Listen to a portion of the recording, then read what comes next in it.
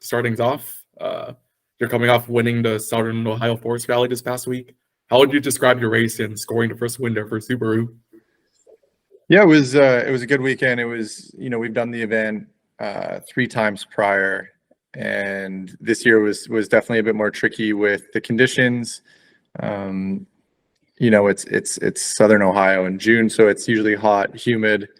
But this year we didn't really get any rain before the event, so the roads were extra dry, a lot of dust, but also really loose on the roads. And the way the roads are, the kind of profile of the roads, they're very crowned, and obviously when they get dry like that, it's like driving on ball bearings. So a little looser this year, and the cars with the new rule change, there's no aero. So it kind of like amplified this really loose feeling. So really tricky roads to begin with, but then made it even tougher. But we managed to have like a quite a good drive and found a good rhythm. Last year we struggled a bit to really get like a good rhythm on every stage. Like there was some loops we felt good, and then other loops that just didn't go as well. And then we had a mechanical by the end of last year, and in the years before we've had good results, but the win was never in our favor. So it was nice to actually make it happen this time around. So you're 5 for 5 in ARA so far this year, and the title's basically like almost all but clinched at this point. What's your mindset going into the rest of the season? Yeah, I mean, it's been a really good year. Typically rally doesn't go like that, like there's always some sort of drama, and it's easy to just get a flat tire or something simple and it ruin a rally. So definitely very fortunate that we've had a smooth drive up until now. Looking at the next 3 events in the championship, it's definitely, obviously we need another point to essentially clinch the championship. So we know we can accomplish that. That's obvious, but I guess moving forward, it's just kind of that not letting our guards down. It's rally, so anything can happen, and we still want to try and get some more good results throughout the rest of the season. And we'll see what competition comes in, and some really tricky events up ahead. So hopefully we can stay on the same path. Obviously that'd be nice. But yeah, that's kind of the mindset right now. Is the championship's great, but we still want to show our speed and win some more events. So that's what we're going to try and do. So of the next 3 rounds left in season, which one are you looking forward to the most? The next round's really exciting. It's kind of the home event for Subaru Motorsports, not far from where the shop is. It's in Maine. It's called New England Forest Rally, and it's just, the roads are spectacular. They're really exciting to drive, really exciting for fans to watch.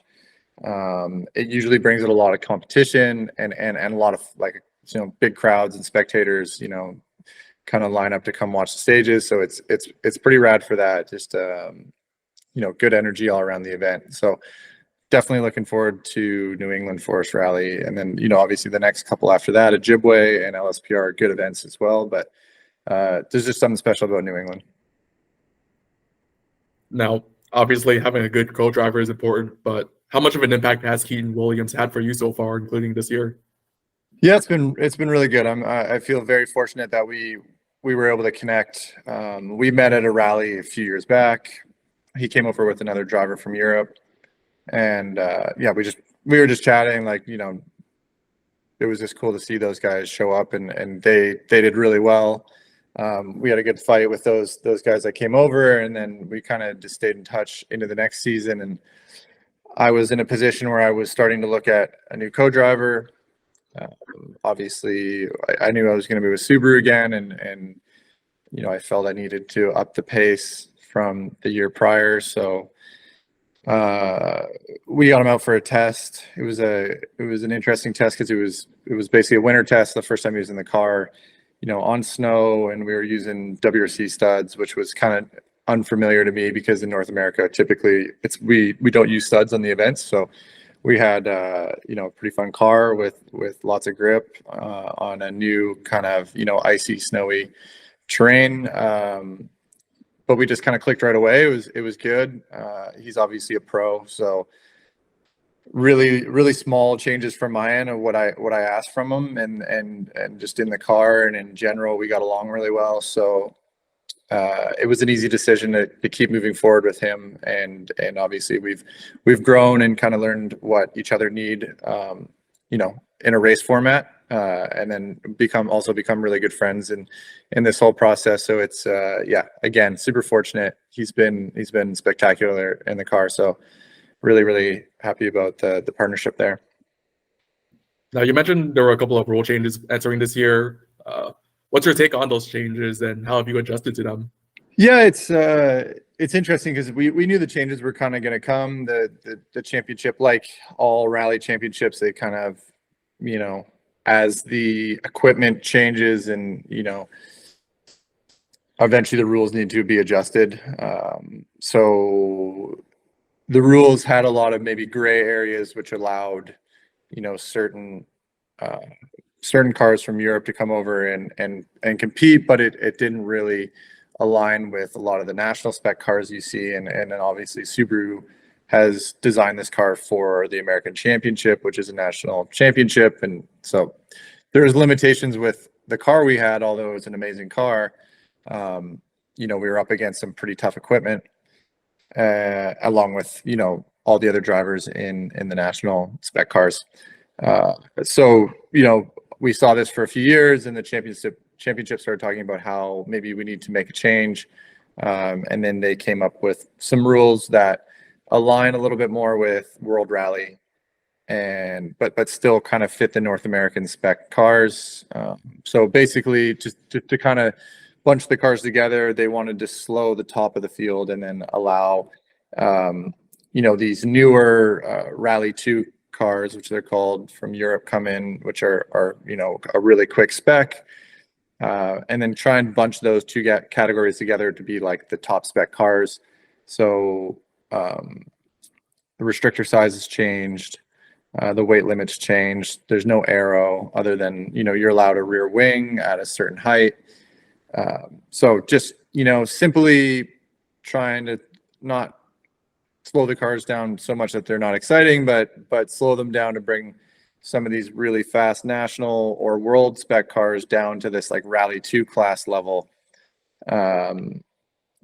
which I think has worked. It's still something that they'll probably fine tune over the next couple of years, but definitely, like, I've noticed a big difference in the equipment we're running, and you see some of these Rally 2 drivers getting up there in the times. A good driver with that car is pretty much equal or can be very competitive in that setting. So it's been interesting to learn a new car. We basically taken this car that's been developed to be chasing Rally 1 cars, and now we've had to find the balance again with the the lack of aero and the different power and some geometry changes to make it comfortable to drive, but still quite competitive.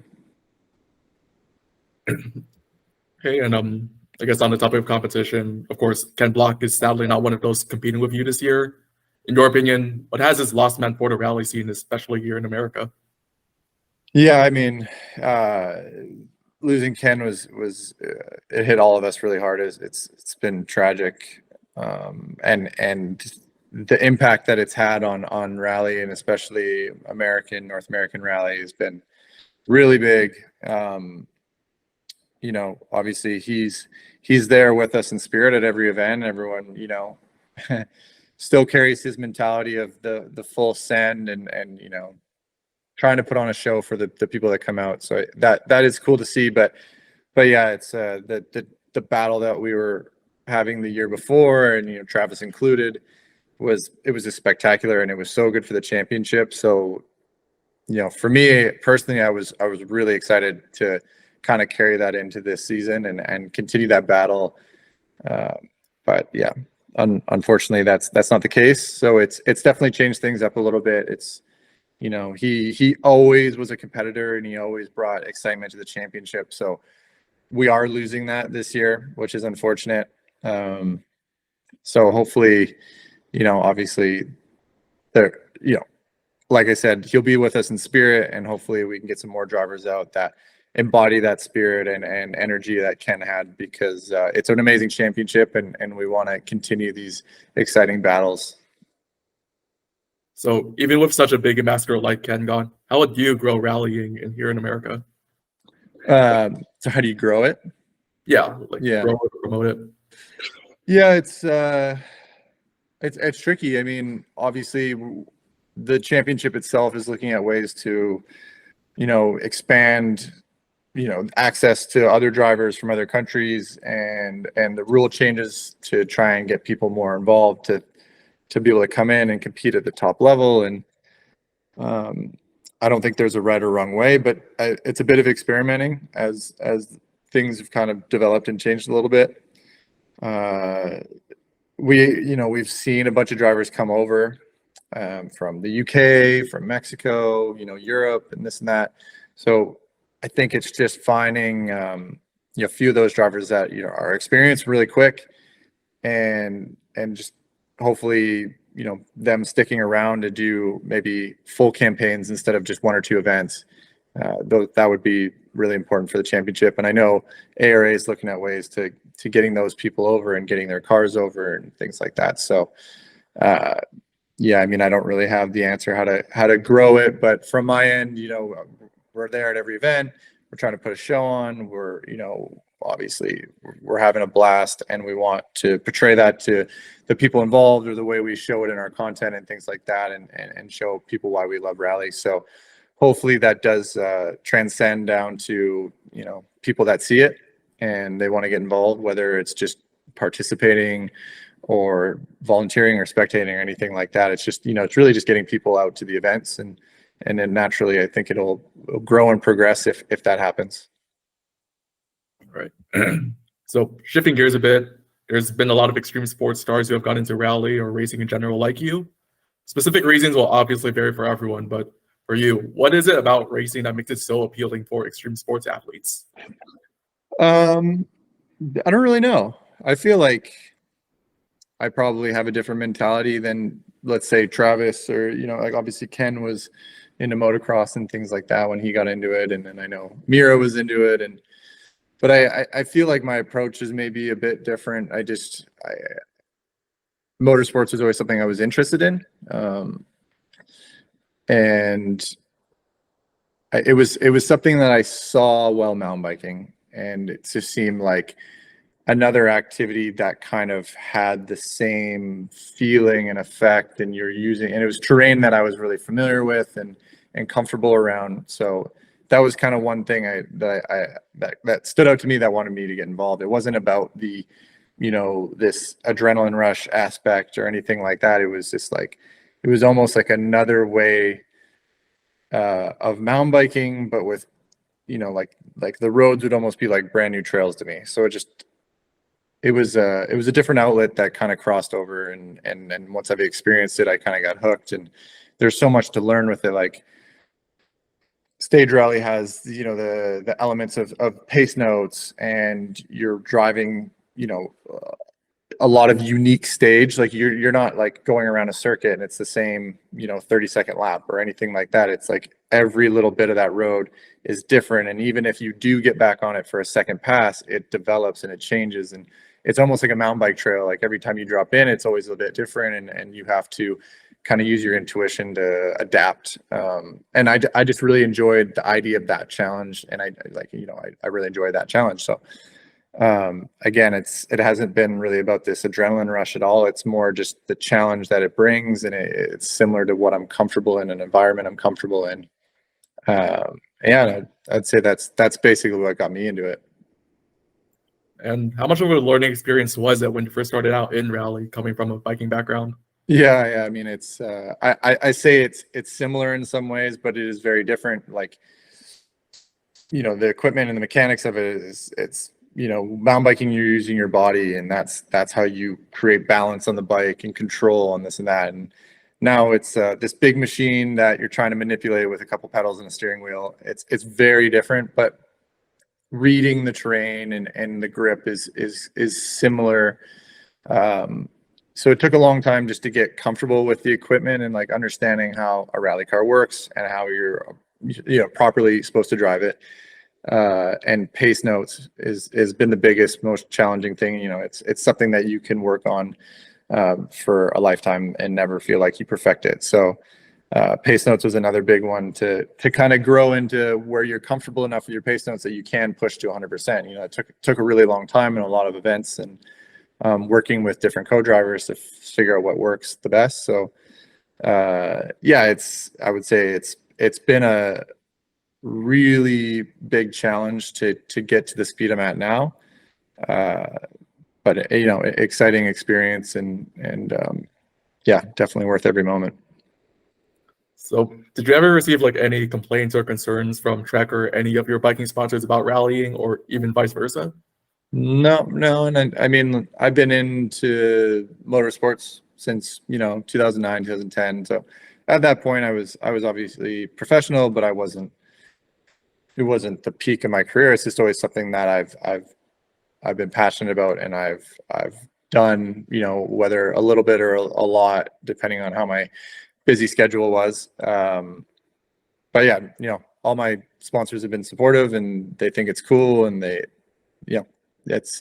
know I'm passionate about it. So yeah, I think, honestly, being in a rally car is probably a lot less dangerous than me riding a motorcycle or going skiing all winter, this or that. Like, it's obviously you can have a big crash, but for the most part, you're pretty protected in the car, and you don't end up with these small injuries that you might end up with on a skateboard, or other things that yeah, just other sports that are very much action oriented. Okay. So do you have anything special planned for this year's Red Bull Rampage, or are we just gonna have to wait and see on that? Yeah, I don't know too much about the event yet. Nothing's been released, so we'll see what happens. Obviously, I've done it for like almost the last 12 years now. So yeah, I mean, if it looks like a good venue and it's exciting, then I'll be back. Depending on what happens. But we got some other projects lined up as well. So it'll be definitely busy this year on the bike, as much as, we want to focus on the rally championship. But yeah, no, it's flat out on the bike, basically in between events, and lots of content will come out. So yeah, we'll just kind of see how the rest of the year unfolds. It was a busy spring, just working on a few things. But now I get to enjoy summer a little bit, and we'll start putting our head down and planning towards a strong fall. All right, and getting back into rally, it might be too early to be certain, but what do you see yourself doing in rally in the near future? Like, do you plan on staying in ARA or moving to something like WRC2? Or yeah, it's tough to know where rally will take me. I'm to be honest, I'm really fortunate in the position I'm in. I started rallying as just a passion. There was no desire to do it professionally. Not to say that wasn't like wouldn't be something I would want to do. It was just, it didn't seem like a reality. I just wanted to do it because I did love doing it, and obviously it's developed now into what it is. And like, obviously winning the championship last year was kind of a dream scenario. Another thing that wasn't even on the bucket list because I never really thought it would be a possibility. And then, having that wicked battle with Ken and Travis was awesome, and Barry and those guys. So obviously anything from this onwards is just a bonus. I would love to experience some other championships, go to, even if it's just a different national championship, or if it's World Rally or European Championship, just go over there and do an event or two and experience it, and meet other drivers and see other roads, and grow as a driver, like get those experiences in different competition formats. Definitely a desire of mine. But obviously, with Subaru right now and ARA, like our focus is locking up this championship and moving forward and seeing if we can grow North American Rally and keep that exciting. So it's hard to say what opportunities will present themselves, but I'm kind of open to everything. But I'm also, really happy with where I am and the role I play with Subaru Motorsports. So I would like to keep that momentum. And I think that probably also applies to like Like, have you ever thought about trying other disciplines like rallycross or even nitrocross with Travis? Totally. Yeah. No, I've definitely talked to Travis a bunch about, Nitro Rally because it just looks so cool. And again, in a way, it almost kind of crosses over what I do on the bike. It's a bunch of jumps and berms, and it just looks like way too much fun. And I've gone and spectated a few events now, and it's been wicked. So hopefully, I get the chance to at least try it. If not compete eventually. But again, it's time and obviously finding the funding and things like that. It's tricky. I kind of do the rally championship, and that's sort of I would say those are my vacation weekends, because obviously I want to stay busy with my bike endeavors, and I've got lots of goals there too. So it's hard to break off too much time. Don't want it to affect our ARA championship, and I don't want it to affect some of the riding endeavors I have. So when the time's right, I'll definitely try and make it happen. But yeah, rallycross would be a fun one, and there's even some off-road stuff or other desert kind of racing would be just a cool experience.